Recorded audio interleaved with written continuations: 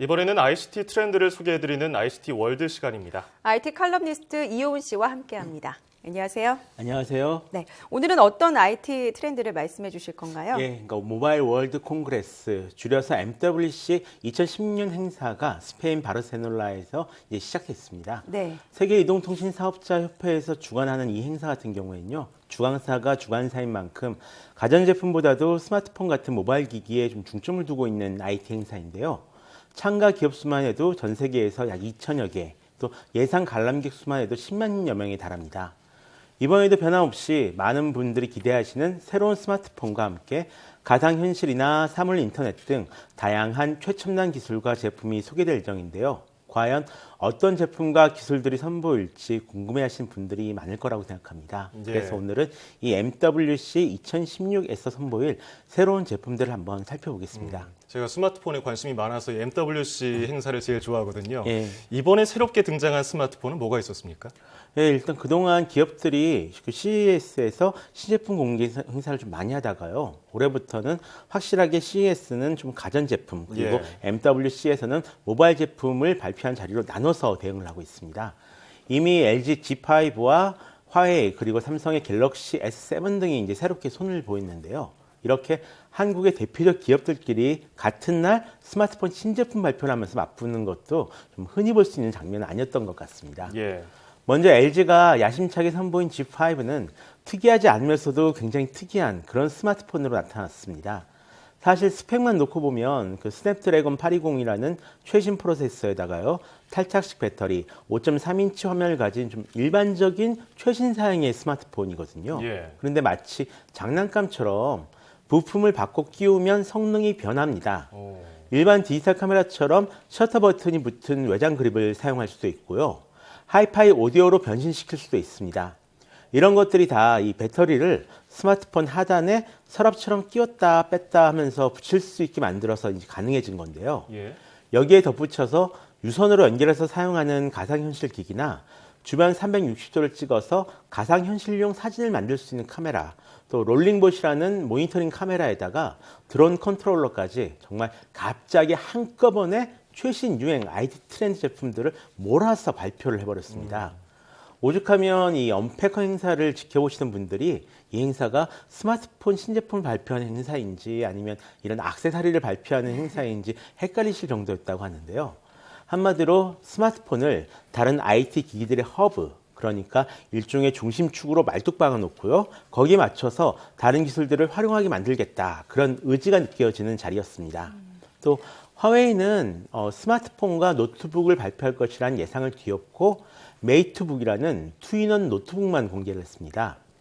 사람들이 굉장히 많이 몰린 행사였는데요. 행사 자체는 굉장히 소박하게 진행된 그런 편이었고요. 이 메이트북은 서피스 프로처럼 키보드가 달린 커버와 스타일러스 펜이 있는 12인치용 비즈니스 윈도우 10 태블릿 PC입니다. 4GB 램에 128GB SSD가 달린 모델이 $699부터 이제 시작을 하는데요. 최고 10시간 정도 사용할 수 있다라고 합니다. 네, 관련 뉴스들이 계속 실시간 검색어를 오르내리고 있는 거 보면 정말 사람들이 관심이 많은 것 같은데 같은 날 지금 갤럭시 S7도 발표가 됐거든요. 어떤 점을 좀 눈여겨보면 좋을까요? 이번 갤럭시 S7 발표는 360도 카메라, 그러니까 일종의 가상현실로 중계된 것으로도 화제가 됐는데요. 주커버거가 나와서 더 많은 인기를 끌었었죠. LG G5가 스마트폰 바깥을 연결을 하고자라고 했다면 갤럭시 S7은 전통적인 스마트폰의 기능을 좀 더 진화시켰다라는 평가입니다. 디자인은 전작과 크게 달라지지 않았지만 지난 제품에서 아쉬움을 줬던 방수 기능이나 카메라, 보안 등에 꽤 힘을 실은 모습인데요. 우선 이번에 공개된 갤럭시 S7은 기본형과 엣지형의 두 가지입니다. 크기 역시 기본형은 5.1인치, 엣지형은 5.5인치로 조금 다른데요. 가장 크게 나아진 점은 바로 카메라입니다.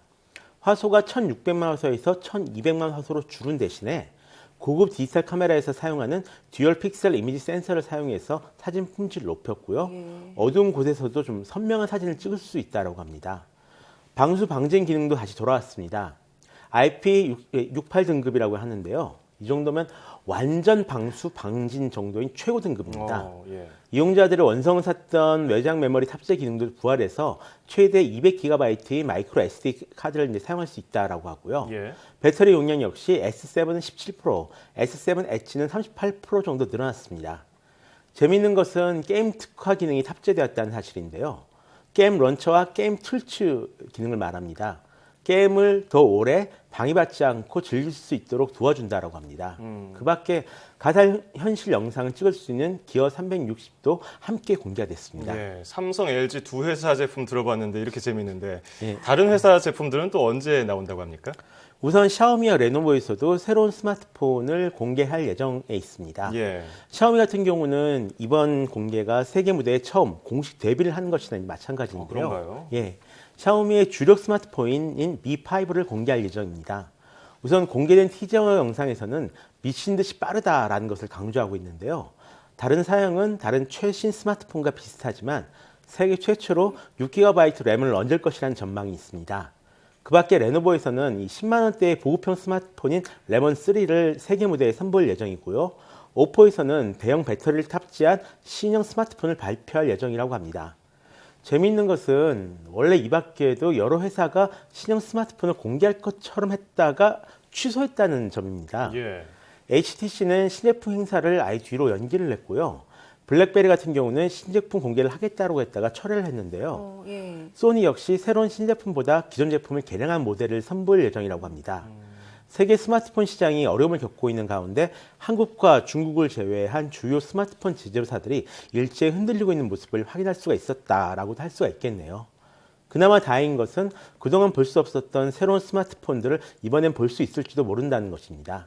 먼저 그동안 나온다 하면서도 계속 연기됐던 구글의 조립식 스마트폰 프로젝트 RI 실제 판매용 제품 모습을 이번에 드디어 볼 수 있게 될지도 모른다라는 이야기가 있습니다. 예. 아직 루머고요. 그리고 또 윈도우 10 폰도 빼놓으면 안 될 것 같은데요.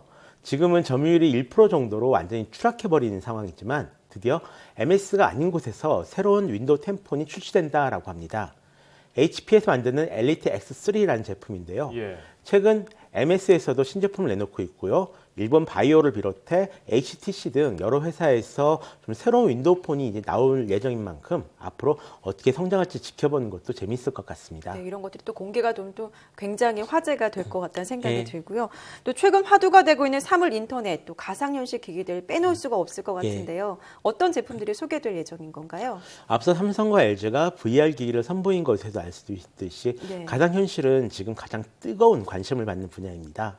이번 MWC 2016에서도 좀 더 발전된 가상현실 그리고 증강현실 기기들이 선보일 예정인데요. 우선 삼성에서는 지난 CES 2016 때와 마찬가지로 가상현실 체험관을 운영할 예정에 있습니다.